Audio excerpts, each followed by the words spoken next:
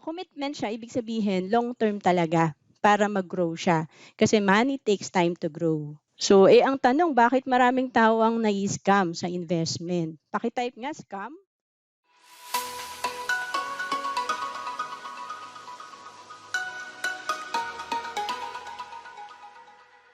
Hello everyone! I'm Roan Celis Capistrano of 1 Million Club.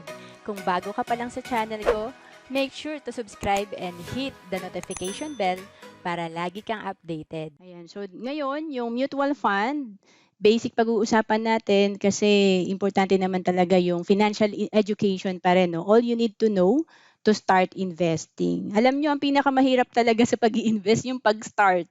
No? Kasi kanina may kausap ako, 2020 pa siya nagtatanong about investment. Pero sabi ko, sana nag-start ka na kasi 2020 pa kita kausap. 2023 na, di ba? So, sayang din talaga yung time.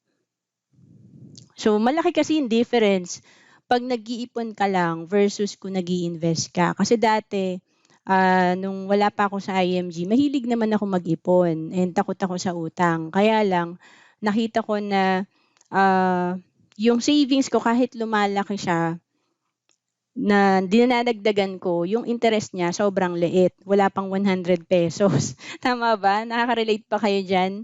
Kasi sabi ko, sana pala nagtinda na lang ako ng balot. 'Di ba? Para kumita naman yung pera ko na more than 100 pesos. No? So doon ako nag-start mag-aral about investing. So usually ang tanong natin kapag nag-i-invest tayo, may kikitain ba tayo dyan? 'Di ba? So excited tayong kumita kaya madalas nai-scam din ng tao. Gusto ng instant. And maganda ba ang kitaan dyan? No? Iniisip agad natin, hindi pa nga tayo nag-i-invest, kitaan agad.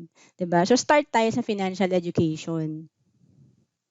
And saan ba maganda mag-invest? No? Marami talaga merong bank, meron ngayon no, yung rate, real estate. Pwede rin naman kasi ang investment, hindi lang yan about sa naglalagay ka sa stocks, 'di ba? Meron ding healthcare, insurance, investment din yan para sa mga mayayaman. And then of course, negosyo. Pwede rin tayong mag-invest dyan and stock market. So lahat naman yan maganda. Kaya lang kailangan malaman natin kung ano ba yung bagay sa ating goal. So ano ang para sa akin, no? Kasi meron, like ako, nung nag-start ako mag-invest, hindi para sa akin ang real estate investing dahil wala naman ako malaking pera, no? Paano sisimulan, no? And paano mag-uumpisa at magiging consistent. So paki-type nyo nga consistent kasi ang pinakamahirap sa pag-i-invest, sa pag-iipon, yung challenge na magawa mo siya every month, hindi yung one time lang. No, sisimulan mo lang, hindi mo siya tatapusin. So what is investing? The commitment to use money and expect to make more money to achieve a long-term goal. So tatandaan nyo, ang investment, hindi yan yung nakasanayan natin na maglalagay ako, mag-iipon ako, like sa alkansya, di ba? Yan yung talagang naabutan ko pa, alkansya, nung estudyante ako. And then, yung magsi-savings ka, passbook, yung talagang nag-iipon ka or sa paluwagan, gusto mo agad siyang kunin. Matagal na yung 1 year. No? So, commitment siya, ibig sabihin, long-term talaga para mag-grow siya. Kasi money takes time to grow. So, ang tanong, bakit maraming tao ang nai-scam sa investment? Paki-type nga, scam. Alam nyo, na-scam din ako nung business partner namin ng asawa ko noong 2013, no, sa negosyo na pinasok namin. So, of course, isang reason, ignorance, no? Nagmamadali, no? Hindi natin inaaral muna yung pinapasok natin. Greed, no? Yan ang kasalanan ko dati kaya na-scam ako kasi gusto ko mabilisan yung kita at malaki, no? And short term yung mindset natin. So ayaw natin mag-antay. Gusto natin ngayong taon ka nakikita, ngayong buwan na, 'di ba? So yan yung kadalasan nating pagkakamali kasi kulang tayo ng financial education. So why you should invest, no? May dalawang reason daw. Una is to achieve your financial goals. Mamaya makikita natin yung computation. Ang difference na nagsisave ka lang versus sa naka-invest yung pera mo. And of course, to beat inflation. Ayan 'no, yung inflation kitang-kita dito na nung 2010, I think inuutusan pa ako niyang bumili ng bigas 'no, ₱20 lang okey na, maganda na yung bigas mo. Pero nung nitong 2020 'di ba, wala na tayong makita ditong price na ₱40 eh, 40, 50 'di ba? Minsan yung bigas mo nabili mo ng 40 plus 'di ba, pangit pa 'di ba? So, yan yung inflation or yung pagtaas ng bilihin. And nung 2021, ito ay 4.7%. Ito yung tinaas ng mga bilihin. At kung makikita natin dito 'no, hanggang 2023 'to, actually dun sa sibuyas nga nag-trending yun 'no, yung pagtaas ng sibuyas at talagang, sa ₱2,000 ngayon sobrang konti lang yung, mag-grocery mo 'no, 'pag nag-grocery ka, konti lang mabili mo 'no. Umabot pala siya ng 8% nung November 2022 and nung ngayong February lang 8.6, 'di ba, sobrang laki.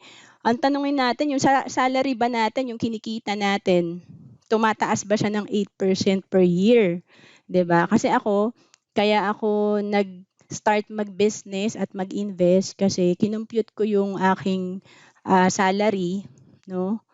Sabi ko, parang hindi makakalaban 'to kung 3% or 4% lang ang increase ng salary ko 'no, or kung wala na akong overtime pay. Kasi manager ako, so wala na rin ako talagang overtime pay. Yung sahod ko fixed na talaga yon. And dahil manager nga ako, usually ang increase lang ng mga tao na hindi supervisory level 'no, mga gano'n lang 3%, 'no? So tignan natin, kung tumataas yung bilihin, wala na tayong control diyan. Ang control talaga natin yung income natin, yung, kailangan magkaroon tayo ng other source of income, okay?